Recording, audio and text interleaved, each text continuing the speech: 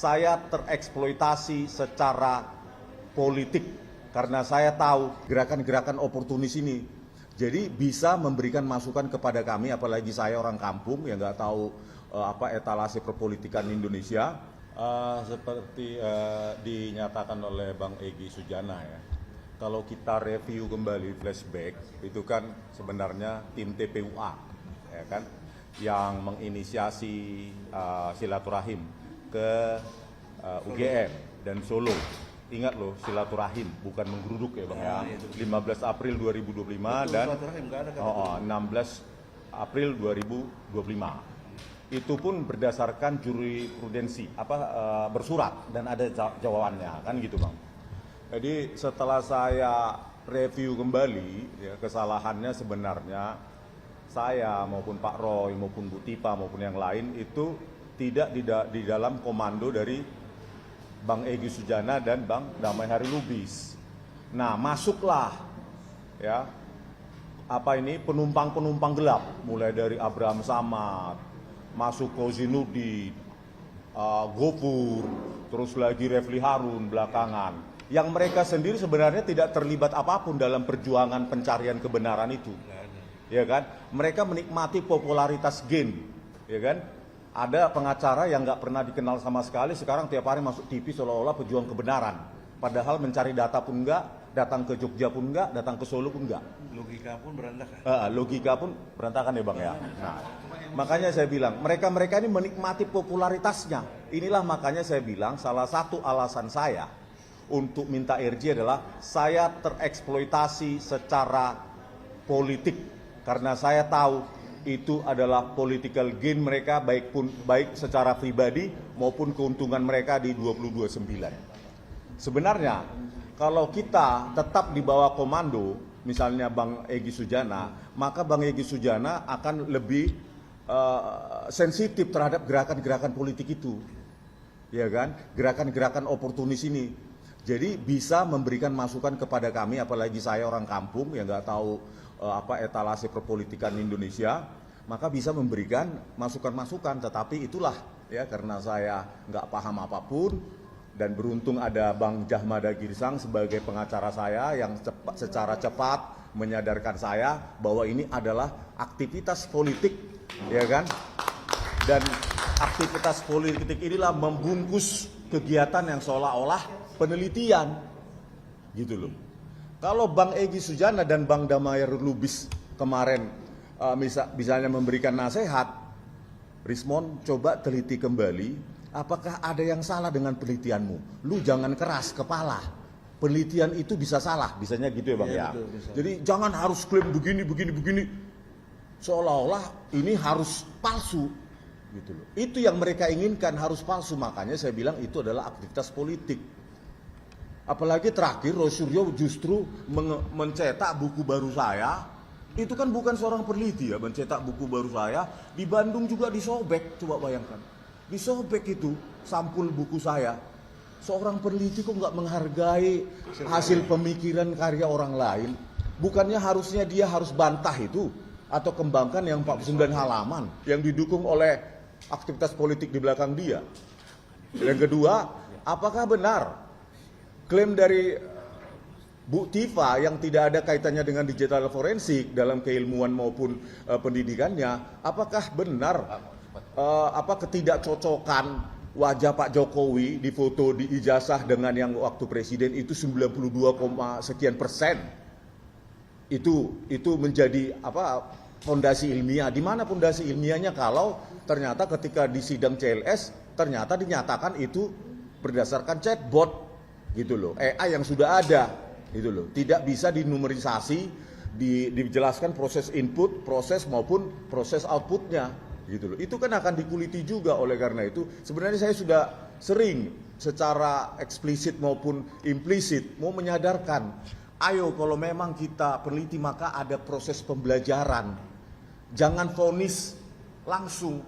Makanya di depan pada saat konvers kemarin di 17 Juni pada saat saya datang ke rumah Pak Jokowi, saya selalu nyatakan Pak Jokowi maupun keluarga besarnya adalah keluarga yang sangat langka. Kenapa langka? Karena open heartedness. Kenapa? Keterbukaan hatinya memaafkan bahkan orang seperti saya. Orang seperti saya pun yang dengan menjengkelkan, yang dengan kalau sadis gitu ya, bisa dimaafkan. Kalian juga loh, bisa loh gitu. Jadi kalau ilusi-ilusi tentang duit 50 miliar, ya kalian bawa aja uang itu. Berarti otak kalian itu tentang duit. Gitu loh. Kalau menuduh kami bahwa kami menerima duit, apalagi tawaran 50 miliar, saya aja di sini tinggal di kos-kosan. Seharusnya saya sudah tinggal di apartemen mewah. Gitu loh. Harus langsung pindah lah bang. Gitu loh. Jadi kalau kalian masih berilusi ada duit 50 miliar, berarti otak kalian tentang duit, bukan tentang pencarian kebenaran. Ya, tetapi nggak tahu saya terlambat atau sudah, terlambat atau belum bang. Secara hukum saya nggak tahu. Tetapi kalau masih bersikeras bahwa itu ilmiah dan hasil penelitian, maka itu akan dibongkar di persidangan nanti. Sangat enteng kok membongkarnya. Makanya saya bilang persidangannya itu nanti asimetris, singkat. Kenapa? Mereka nggak punya saksi fakta, nggak punya saksi ahli, ya, minim. Dan yang terakhir, metodologi yang tidak ilmiah.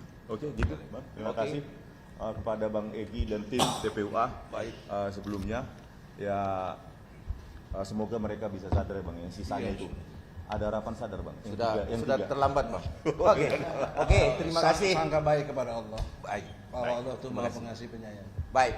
Oke, selanjutnya kami minta sebelum kita membacakan pernyataan sikap, saya minta Bang Jagir untuk sepatah dua kata sebagai lawyer dari Pak Rismond.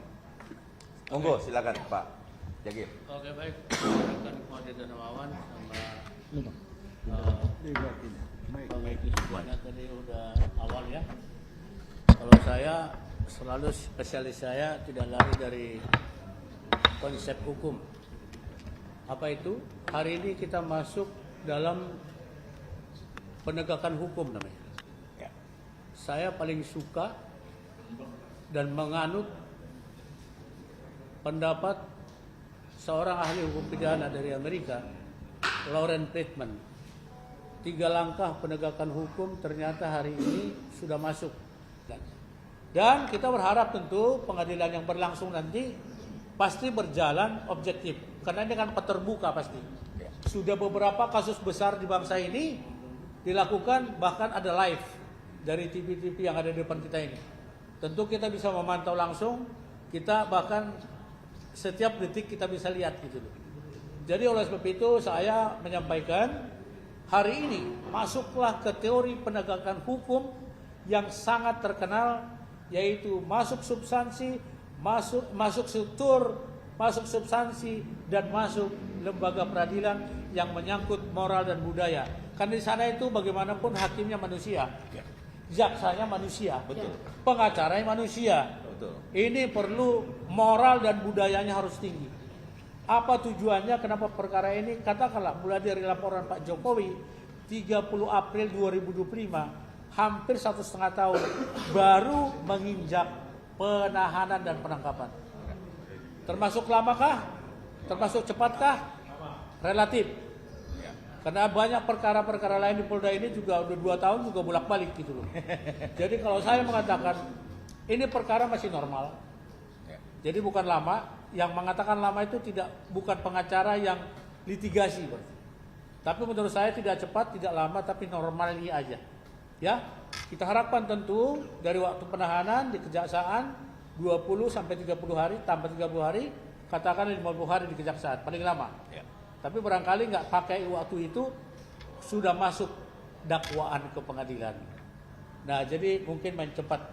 Mudah-mudahan sekarang dakwaannya juga sudah selesai. Tinggal menggulirkan ke pengadilan. Jadi saya kira dari saya selalu bicara hukum ya.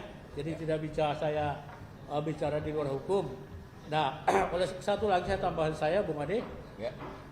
Satu hal yang kita kecewakan selama ini adalah tanggal 12 Maret yang lalu sama kemarin tanggal 17 Juni sudah 2 kali. Apa temanya? Rismond tetap mohon maaf sebesar-besarnya ke Pak Joko Widodo. Dan itu disambut oleh Pak Joko Widodo. Nah, tapi dari pihak sana Sepatah kata pun tidak ada. Bahkan yang keluar kata-kata makian terus. Kata-kata konfrontasi. Bahkan ada yang memanggil, maaf kata, saudara Jokowi katanya. Bayangkan ada pengacara yang berkata seperti itu. Saya nggak tega Mas Egi. Ya. Ya. Bayangkan di mana moralnya itu. Tadi saya sebut moral. Jangankan sekelas Pak Joko Widodo. Kepada tetangga kita pun belum tentu kita panggil saudara. Tapi panggil Bapak, kan gitu kan. Pas habis. Nah oleh sebab itulah, saya lagi on fire nih. Jadi itu semua dipertimbangkan oleh APH, aparat penegak hukum, sehingga terjadi hari ini upaya paksa yang disebut pasal 1 angka 14 Kitab Undang-Undang Hukum Acara Pidana yang baru, Undang-Undang Nomor 20 tahun 2025. Saya kira dari saya begitu, Bung Ade. Baik. Yang lain boleh menambahkan. Oke,